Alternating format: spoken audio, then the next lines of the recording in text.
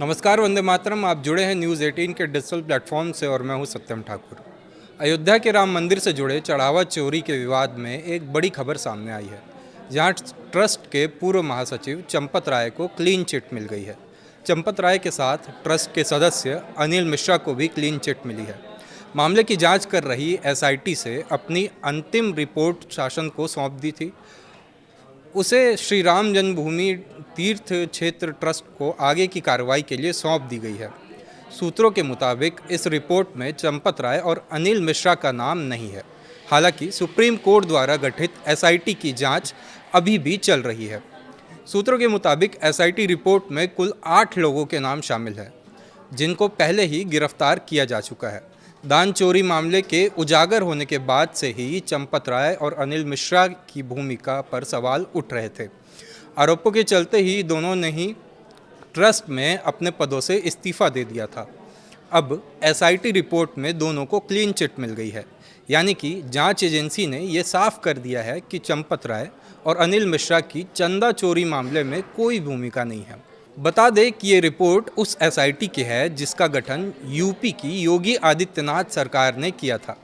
Supreme court की निगरानी में बनाई गई दूसरी एसआईटी अब भी मामले की जांच कर रही है।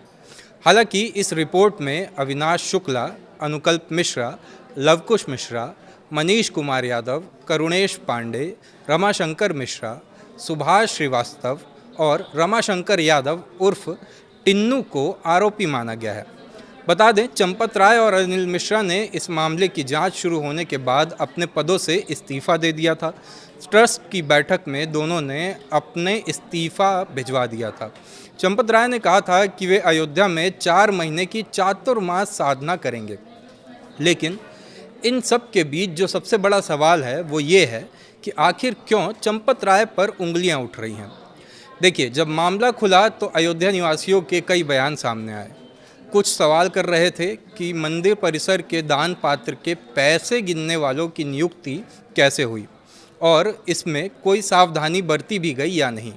वहीं कुछ बताते हैं कि भर्तियों के लिए कभी कोई विज्ञापन जारी ही नहीं किया गया था। चंपत राय, गोपाल राव या किसी अन्य ट्रस्टी के करीबी लोगों को सीधे बुलाकर नौकरी दे दी गई थी। बताया जाता है कि टिन्नू यादव, जो इस केस का आरोपी है, पहले चंपत राय का ड्राइवर हुआ करता था। वो कभी साइकिल चलाता था, बाद में ऑटो चलाने लगा। सूत्रों के मुताबिक आज उसके पास करोड़ों की संपत्ति है।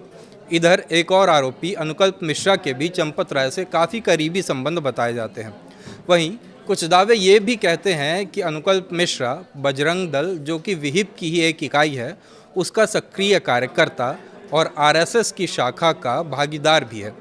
लेकिन चंपत राय और अनिल मिश्रा को क्लीन चिट मिलना अपने आप में इन सभी आरोपों को पहली नज़र में ही खारिज करके दिखता है। जहां तक बात है आरएसएस की, तो आरएसएस के शीर्ष नेतृत्व ने माना कि शुरुआती दौर में मंदिर ट्रस्ट के पदाधिकारियों, विशेषकर चंपत राय द्वारा तुरंत पुलिस में एफआईआर कराने के बजाय खुद के स्तर पर मामले को संभालने की कोशिश एक रणनीतिक भूल थी, जिससे विपक्ष को हमला करने का मौका मिला। अब जब बात विपक्ष की हो ही रही है, तो एसआईटी की इस रिपोर्ट को आगामी यूपी चुनावों से भी जोड़कर देखा जा रहा है, जहां हिंदू हितवादी भाजपा शासित प्रदेश में चंदा चोरी जैसा संगीन मामला लोगों की आस्था पर आघात तो करता ही है, साथ ही भाजपा के वोट बैंक पर भी इसका असर पड़ने के आसार हैं। ऐसे में योगी सरकार पर न सिर्फ लोगों की आस्था बरकरार रखने का जिम्मा है, बल्कि विपक्ष के हमलों से बचते हुए दोषियों को सजा दिलाकर रामलला के भक्तों का भरोसा भी जीतना है। इस बात को खुद सीएम योगी आदित्यनाथ भी जानते हैं कि इस मुद्दे को विपक्ष भुनाने का कोई मौका नहीं छोड़ेगा। बीते शुक्रवार को जब वे कार्यक्रम में शामिल होने अयोध्या पहुंचे थे, तो सीएम योगी आदित्यनाथ ने राम मंदिर चढ़ावा चोरी पर विपक्ष के आरोपों पर जवाब दिया। योगी आदित्यनाथ ने कहा कि जिस अयोध्या में चढ़ावे की चर्चा वे करते हैं, वो मुद्दा क्या था। राम मंदिर जन्मभूमि चढ़ावा चोरी से संबंधित एक प्रकरण सामने आया। राम जन्मभूमि तीर्थ क्षेत्र न्यास ने इसके लिए सिफारिश की, एसआईटी बनी, एसआईटी के अनुसार कार्रवाई हुई, कार्रवाई चल भी रही है।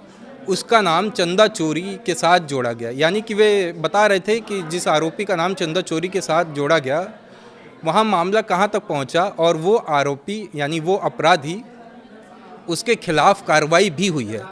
दूध का दूध पानी का पानी ये पहले दिन से कहा जा रहा है और उसके अनुरूप इस कार्रवाई को करने के लिए सरकार भी और तीर्थ क्षेत्र के ट्रस्ट भी पूरी तरह से कृत संकल्पित हैं। इसमें कोई संदेह किसी को नहीं होना चाहिए। सीएम योगी के एक और बयान को हमें याद करना चाहिए। जब जांच चल रही थी तो जून 2026 में रुदौली के दौरे पर उन्होंने कहा था कि मैं आश्वस्त कर सकता हूं कि एसआईटी का जांच दूध का दूध और पानी का पानी करके रहेगी। कोई अनर्गल टिप्पणी ना करे जो राम भक्तों की भावनाओं को आहत करे। अगर किसी के पास ज़रूरी दस्तावेज़ या सबूत हैं तो एसआईटी को उसे सौंप देना चाहिए। उन्होंने विपक्ष यानी सपा और कांग्रेस पर भी निशाना साधा कि जो पहले राम भक्तों पर गोली चलवा चुके या राम के अस्तित्व पर सवाल उठा चुके हैं वे अब उपदेश दे रहे हैं। तो कुल मिलाकर राम मंदिर आंदोलन के लंबे राजनीतिक इतिहास के बाद जब रामलला की प्राण प्रतिष्ठा हुई तब राम मंदिर को बीजेपी की सबसे बड़ी उपलब्धियों में गिना गया था। ऐसे में मंदिर के चढ़ावे से जुड़ा कोई भी विवाद राजनीतिक और संवेदनशील तौर पर होना स्वाभाविक है। अगर लोगों के बीच ये धारणा बनती है कि बड़े पदों पर बैठे लोगों को बचाया जा रहा है और केवल निचले स्तर के लोगों पर कार्रवाई हो रही है तो विपक्ष इसे बड़ा राजनीतिक मुद्दा बना सकता है।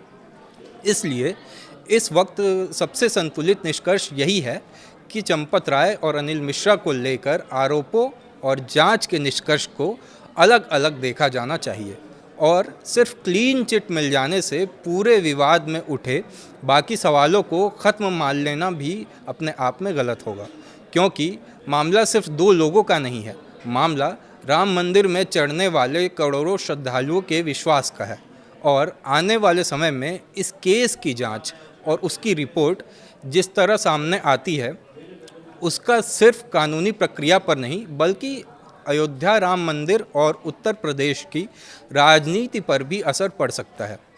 आपका एसआईटी की रिपोर्ट पर क्या कहना है, क्या राय है, हमें कमेंट बॉक्स में ज़रूर बताएं और ऐसे ही वीडियोस के लिए हमारे चैनल को सब्सक्राइब करें। धन्यवाद।